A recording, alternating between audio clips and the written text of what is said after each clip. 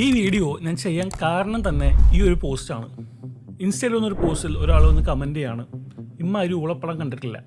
Director അതിന് reply കൊടുക്കുന്നുണ്ട്, sorry next ഒന്ന് സെറ്റാക്കാം. അവിടെ വരെ ഒരു പ്രശ്നമില്ല. പക്ഷെ അത് കഴിഞ്ഞ് പുള്ളി ഡയറക്ടറോട് ചോദിക്കുന്നുണ്ട്, ആക്ച്വലി നിങ്ങൾ ഈ സിനിമ കൊണ്ട് എന്താണ് ഉദ്ദേശിച്ചത്? അതിന് ഡയറക്ടർ റിപ്ലൈ ആണ്, ChatGPT ചോദിച്ചു നോക്ക്, ചിലപ്പോൾ മനസ്സിലായാലോ എന്ന്. അതിന് താഴെ ദിവ്യപ്രഭയുടെ ചിരിക്കുന്നൊരു സ്മൈലി. ഒരു സിനിമ ഇറങ്ങുന്നു, കുറച്ച് പേർ അത് പീക്ക് സിനിമ എന്ന് പറയുന്നു, കുറച്ച് പേർ അത് അറ്റർ ഫെയിലിയർ എന്ന് പറയുന്നു. ഇതിൽ ആരാണ് ശരി? രണ്ടുപേരും ശരിയാണ്, കാരണം ആർട്ട് ഈസ് സബ്ജക്റ്റീവ്.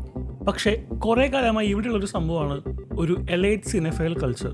അതായത് ഒരു സിനിമ കണ്ടിട്ട് എനിക്ക് ഇഷ്ടപ്പെട്ടില്ല എന്ന് പറഞ്ഞാൽ ഉടനെ വരും ഒരു കൂട്ടം ആളുകൾ, ഇത് നിനക്ക് മനസ്സിലാവാത്തതുകൊണ്ടാണ്, നീ പോയി തല്ലുവടം കാണ്, നീ പോയി പുലിമുരകം കാണ്, അങ്ങനെ ഒരുപാട് ആർഗ്യുമെന്റ്സ് നമുക്ക് കേൾക്കാം. ഫാൻസ് ഇങ്ങനെ പറയണമെന്ന് നമുക്ക് മനസ്സിലാക്കാം.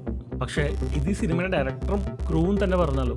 എനിക്ക് റിവ്യൂവേഴ്സൊക്കെ റിവ്യൂ ഇടുമ്പോഴത്തേക്ക് ഞാൻ അവരിഷ്ടപ്പെട്ട സിനിമ ഏതാണെന്നൊക്കെ നോക്കും. അപ്പോൾ അവരിഷ്ടപ്പെട്ടാൽ ഒരു അഴുക്കപ്പടം ഉണ്ടെങ്കിൽ പിന്നെ അയാൾ എന്ത് പറഞ്ഞാലും എനിക്ക് ഓക്കെയാണ്.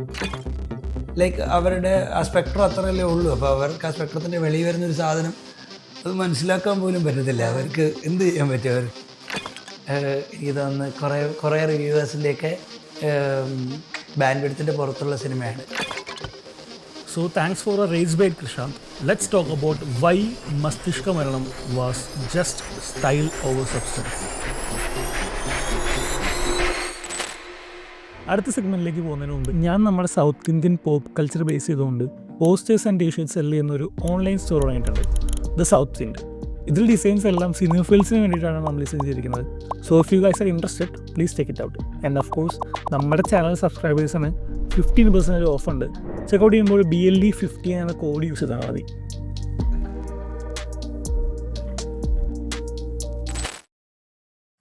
First of all, Masthishka Maranam എനിക്ക് വർക്കായില്ല. I will explain why. ഈ ഫിലിം നടക്കുന്നത് 2046 ന്യൂ കൊച്ചിയിലാണ്. ഈ ഫ്യൂച്ചറിൽ മനുഷ്യന്മാരുടെ മെമ്മറീസ് എക്സ്ട്രാക്ട് ചെയ്ത് അതൊരു ഇൻട്രാക്റ്റീവ് ഗെയിമായി ആളുകൾക്ക് എക്സ്പീരിയൻസ് ചെയ്യാൻ പറ്റുന്ന ഒരു ഇല്ലീഗൽ ടെക് ഉണ്ട്. മൈൻഡ് മാറ്റാൻ നിന്റെ ഗെയിമുകളില്ലേ, ഫുൾ ബോഡി മെമ്മറി എക്സ്പീരിയൻസ്? അതുണ്ട്, ഗെയിമുകളുണ്ട്. നിരഞ്ജൻ അഭിനയിച്ച ബിമൽ രാജ് എന്ന ക്യാരക്ടർ അയാളുടെ മകളുടെ മരണം കൊണ്ടുണ്ടായ ട്രോമയും സൂയിസൈഡൽ ടെൻഡൻസീസും എല്ലാം കാരണം പലരുടെയും നിയർ ഡെത്ത് എക്സ്പീരിയൻസ് മെമ്മറീസ് വാങ്ങിച്ച് ഇതുപോലെ മെമ്മറി എക്സ്പീരിയൻസ് ഗെയിം കളിക്കുന്നുണ്ട്. അങ്ങനെ ഇരിക്കെ രജീഷ വിജയൻ അഭിനയിച്ച ഫ്രിഡ സോമൻ എന്ന പ്രൊമിനന്റ് സൂപ്പർ സ്റ്റാറിന്റെ ഒരു ലീക്കായ ഇന്റിമേറ്റ് മെമ്മറി അയാളുടെ കയ്യിൽ കിട്ടുന്നു. ഞാനേ കണ്ടുള്ളൂ 4 മിനിറ്റുള്ള ഒരു പീസ. അത് അയാൾ ആക്സസ് ചെയ്യുമ്പോൾ ഒരു സെൻഷ്വൽ എക്സ്പീരിയൻസിന് പകരം അയാൾ കാണുന്നത് ഫ്രിഡ ചെയ്യുന്ന 2 കൊലപാതകങ്ങളുടെ മെമ്മറിയാണ്. ഇതിന് പാരലായി ഈ ലീക്ഡ് ടേപ്പിന്റെ സോഴ്സ് തപ്പി ഫ്രിഡയും പോലീസും നടത്തുന്ന ഒരു ഇൻവെസ്റ്റിഗേഷനും ഉണ്ട്. ഈ പോയിന്റ് വരെ the concept is top notch.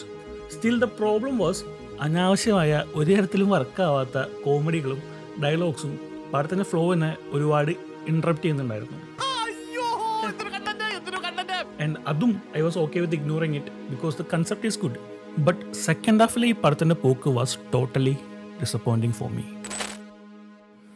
Basically നിങ്ങൾ ഈ സിനിമ കണ്ടു തുടങ്ങുമ്പോൾ ഇതിലെ കാസ്റ്റിൻ്റെ പെർഫോമൻസസ് ആൻഡ് അവരുപയോഗിക്കുന്ന സ്ലാങ് നിങ്ങൾക്ക് ഇഷ്ടപ്പെടുവാണെങ്കിൽ മേ ബി ഈ സിനിമ നിങ്ങൾക്ക് വർക്കാവും.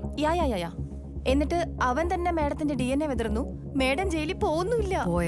ബട്ട് എന്നെ സംബന്ധിച്ച് പെർഫോമൻസസ് വേറെ റിയലി ഓവർ ദ ടോപ്പ്. ഇത് പറയുമ്പോഴും എനിക്ക് ആൻ സലീമിന്റെ പെർഫോമൻസ് ഇഷ്ടപ്പെട്ടു, നിരഞ്ജന്റെ പെർഫോമൻസ് ഡീസൻ്റ് ആയിരുന്നു.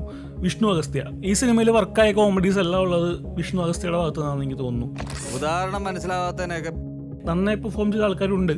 ബട്ട് പടം ഹോൾഡ് ചെയ്തുകൊണ്ടുകൊണ്ട ക്യാരക്ടേഴ്സിന്റെ performance including Rajisha and Divyaprabha was really not working for me. നമുക്കറിയാം അവർ നല്ല പെർഫോമേഴ്സ് ആണ്, നോ ഡിസ്റെസ്പെക്ട്. ബട്ട് ഈ സിനിമയിൽ അവരുടെ performances felt like A miss for me. അതുപോലെ ഈ സിനിമയ്ക്ക് വലിയൊരു പ്രൊമോഷൻ കണ്ടന്റായി യൂസ് ചെയ്തൊരു സംഭവമാണ് ഇതിലെ രജീഷയുടെ അറ്റൻഡൻസ് ആൻഡ് ആ സോങ്. ആ സോങ്ങിന്റെ ഇമ്പോർട്ടൻസ് സിനിമ ഇറങ്ങുമ്പോൾ മനസ്സിലാവുക എന്നൊക്കെ ആയിരുന്നു ആ കണ്ടന്റ്സിലുള്ള നറേറ്റീവ്സ്. ഈ സിനിമ കണ്ടു കഴിഞ്ഞ് ഈ സിനിമയിൽ ആ സോങ്ങിന്റെ ഇമ്പോർട്ടൻസ് എന്തായിരുന്നു എന്ന് എനിക്കറിയില്ല. ആ സോങ് നമ്മൾ അതേപോലെ എടുത്ത് കളഞ്ഞാലും nothing is missing from the movie.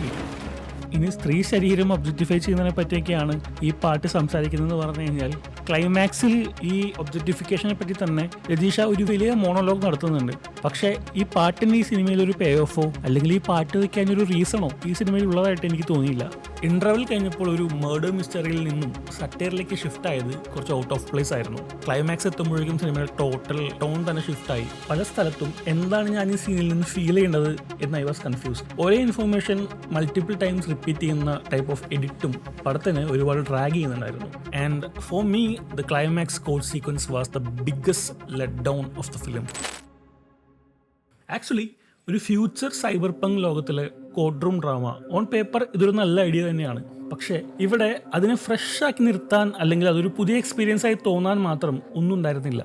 ആളുകൾക്ക് ഡിഫറെൻറ്റ് സ്റ്റൈൽ കോസ്റ്റ്യൂംസും സൈബർ പങ്ക് ഗ്ലാസസും പുതിയ ഹെയർ കട്ടും കൊടുത്തുകൊണ്ട് മാത്രം പരിപാടി ഫ്രഷ് ആകുന്നില്ല. പടം ക്ലൈമാക്സിലേക്ക് ലാൻഡ് ചെയ്യുമ്പോൾ ഡിസ്കസ് ചെയ്യുന്നത് ഹൗ മീഡിയ ഒബ്ജക്ടിഫൈസ് വുമൺ എന്ന ഒരുപാട് കണ്ടിട്ടുള്ള തീമാണ്. യെസ്, അതിപ്പോഴും റിലവൻ്റ് ആണ്. പക്ഷേ നമ്മൾ ഇതുവരെ കണ്ടതിൽ നിന്നും മാറി പുതിയതായിട്ടൊന്നും ആ സബ്ജക്റ്റിൽ സിനിമയിൽ നിന്ന് കിട്ടുന്നില്ല. ഇന്റർനെറ്റ് തുറക്കുമ്പോ ഇതല്ലേ കണ്ടത്? ആ ഒരു സീക്വൻസ് ഒരു സ്ട്രെച്ച് ചെയ്തിട്ടുള്ള കോമഡി സ്റ്റാർ സ്കിറ്റ് പോലെയാണ് എനിക്ക് ഫീൽ ചെയ്തത്. വെറും ചീപ്പ് മനുഷ്യന്മാരുടെ ചീപ്പ് ട്രിക്ക്.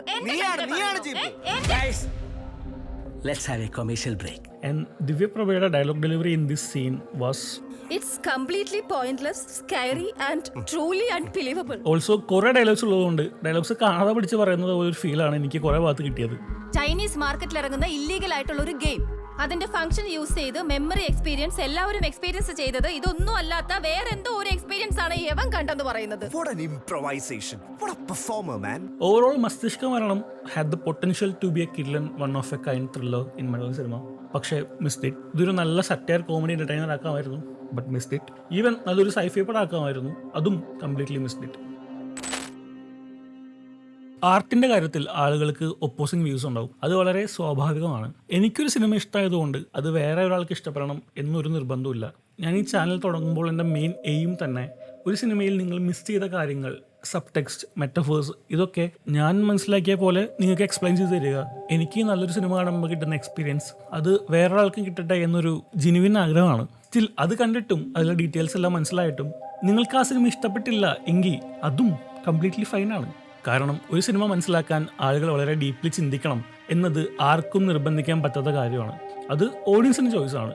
ഈ പടം ഇഷ്ടപ്പെട്ട ഒരാൾക്ക് ഈ വർഷം കണ്ട ഏറ്റവും കില്ലൻ പടം എന്ന് പറയാൻ അവകാശമുള്ള പോലെ തന്നെ കണ്ടിഷ്ടപ്പെടാത്ത ഒരാൾക്ക് ഈ വർഷത്തെ ഏറ്റവും ഊളപ്പടം എന്ന് പറയാനും അവകാശമുണ്ട്. ഈ സിനിമ ഇഷ്ടപ്പെട്ടില്ല എന്ന് പറഞ്ഞതുകൊണ്ട് ആളുകളെ അങ്ങ് ഇൻഫീരിയർ ആക്കുന്ന, ഡൗൺറൈറ്റ് സ്റ്റുപ്പിഡ് എന്നൊക്കെ വിളിക്കുന്ന കൈൻഡ് ഓഫ് ടോക്സിസിറ്റി ഈ പടത്തിനെ പറ്റി വരുന്ന ഓരോ പോസ്റ്റിലും റെഡിറ്റ് ത്രെഡ്സിലും എല്ലാം ഉണ്ട്.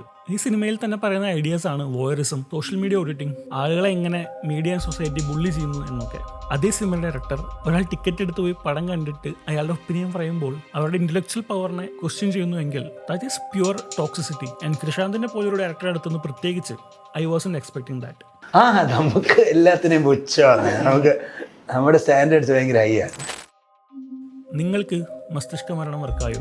And what do you think about this elite cinephile culture? കമൻസിൽ പറയുക. Let's have discussion. Chat GPT എടുത്ത് ചോദിക്കാൻ ഞാൻ പറയില്ല. Thanks for watching. See you in the next one. By.